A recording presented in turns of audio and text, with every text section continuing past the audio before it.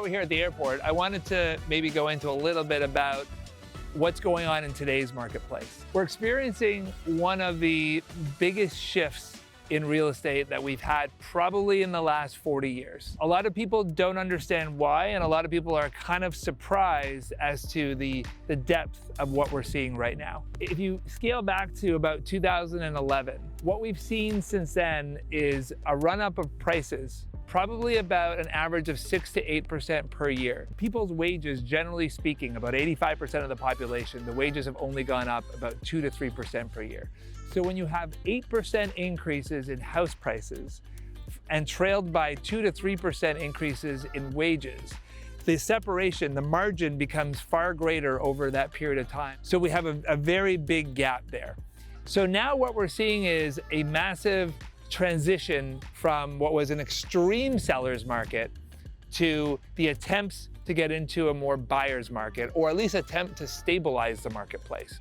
So we're not seeing the market, starting to collapse in on us, but what we are seeing is a attempt to reverse back to where we should have been if the market was more stabilized since 2011. Now we're in a position where prices are so high, and it's coupled with trying to reduce the amount of purchasing power that we have by increasing the interest rates. So we went from 2.5%, 3% at one point over the last, maybe 4 or 5 months ago. Now we're at 5.5%, and we actually hit over 6% at one point. This reduces the purchasing power on average between 36 and 42%. If rates were to ever go to about 7%, we would be probably closer to about 46 to 50% more expensive to pay for the same home. So this is a big issue. And as I said before, we're not talking about a collapse here, but we are talking about a correction. We also have a massive amount of federal money that was injected into the financial system to help to keep people afloat over the last 2 years. That now is being clawed out. So people are going to have less money to spend while things are getting more expensive, and we already have massive appreciation over the last few years. So you can see that it's kind of a bit of a bubble environment. And when you have a bubble environment, the bubble doesn't need to burst. The bubble just needs to be deflated. And when the bubble gets deflated, things could either A, stabilize, or B, they could come down a little bit. Coming down is not necessarily a bad thing. It allows more people to get into the market.